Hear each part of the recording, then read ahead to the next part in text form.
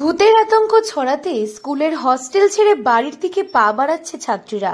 চাঞ্চল্যকর ঘটনাটি ঘটেছে বালুরঘাট ব্লকের কালিকাপুর হাই স্কুলের ছাত্রী হস্টেলে।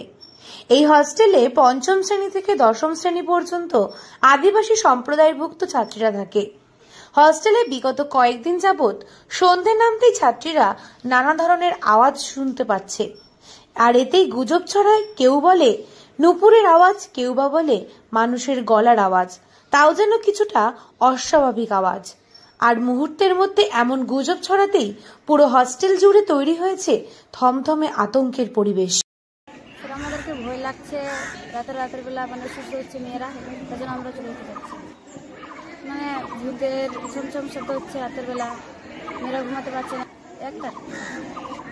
গতকাল রাত্রে তখন একটা মেয়ে অসুস্থ হলো, তো সবাইকে বললো যে কেউ বার হচ্ছে না, মানে কিছু হলো, মানে সবাই ভয় করছে। তো একটা রুম আমরা কে ঢুকালো, তো মানে আমরা প্রার্থনা করলাম। ওই মেয়েটার কাছে একটা মানে কে যেন ঢুকলো, মানে আর এখানে দেখতে পাচ্ছে। আর ওই মানে আমরা তো খ্রিস্টান, মানে আমার খ্রিস্টানের আশীর্বাদ জল ওটা দিয়ে খাওয়ালে মানে খুবই খারাপ লাগছে। হ্যাঁ, আমার মা। এই হস্টেলটি শুধুমাত্র মেয়েদের জন্য এবং এখানে আদিবাসী সম্প্রদায়ের পঞ্চম থেকে দশম শ্রেণীর ছাত্রীরা থাকার সুযোগ পায়। তবে কয়েকদিনের এই ভৌতিক পরিবেশের সাক্ষী থাকায় অবশেষে দুপুর থেকেই ব্যাগপত্র গুটিয়ে বাড়ির উদ্দেশ্যে পা বাড়াতে শুরু করেছে ছাত্রীরা। ছাত্রীদের মধ্যে আতঙ্ক কাটাতে স্কুল কর্তৃপক্ষ, এলাকার লোকজন, ছাত্রীদের অভিভাবক এবং শিক্ষা বিভাগের আধিকারিকদের পাশাপাশি বিজ্ঞান মঞ্চের সদস্যদের ডেকে একটি বৈঠক করেন। কিন্তু এই জরুরি বৈঠক করার পরেও আতঙ্ক কাটেনি। রাত্রে হলেই শুধু মানে একটু আওয়াজ হচ্ছে, ছামছাম মানে শুনে যাচ্ছে। আর আমরা ভালো করে মানে থাকতে পারছি না, ভয় পাচ্ছি আমরা। মোটামুটি এক তারিখ থেকে শুরু হয়েছে, মানে পাইলে মানে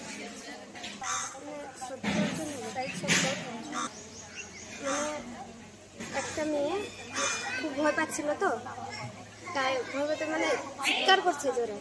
তারপরে মানে অনেক আতঙ্ক, মানে ভয় পাচ্ছিল। তারপরে হচ্ছে একটা মানে হোস্টেলে একটা ছেলে আছে, মানে ভাই হবে, তো অনেক মানে ঝাড়ফুঁক একটু করতে পারে, তো ও আসছিল। তো ও বলছে যে মানে এই সাইডে মানে একটা আছে, মানে একটা মেয়ে আছে, মানে করছে, মানে সবাইকে ভয় করাচ্ছে। কিন্তু ছাত্রীদের মনে যে ভুল ধারণা তা বের করা যায়নি, বরং আরো জাঁকিয়ে বসেছে ওই আতঙ্ক। সে চেষ্টা যেন বিফল হয়েছে। জানা গিয়েছে এখন অবস্থা আরো জটিল হচ্ছে, কারণ সেখানের ছাত্রী এবং অভিভাবকদের বিশ্বাস ওই অস্বাভাবিক এবং অশরীরী শক্তি তাদের ক্ষতি করতে চাইছে। সেখানে আতঙ্ক এতটাই ছড়িয়েছে যে আবাসিক পড়ুয়ারা হস্টেলে থাকতে ভয় পাচ্ছেন, যার ফলে স্কুল হস্টেল থেকে চলে যাওয়া আটকানো যায়নি।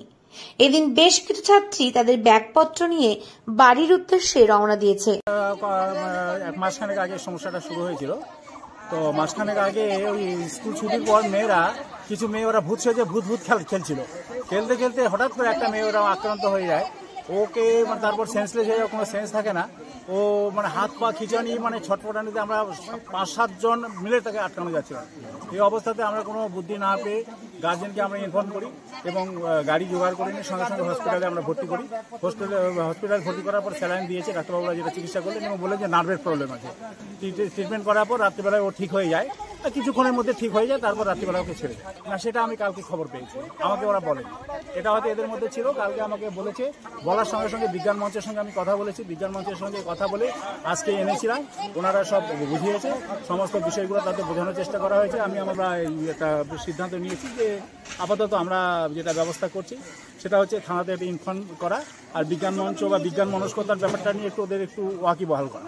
অত্যাধুনিক যুগেও ভূতের আতঙ্কে হস্টেল ছেড়ে ছাত্রীদের চলে যাবার ঘটনা সামনে আসতেই জেলা জুড়ে আলোড়ন পড়েছে ইতিমধ্যেই।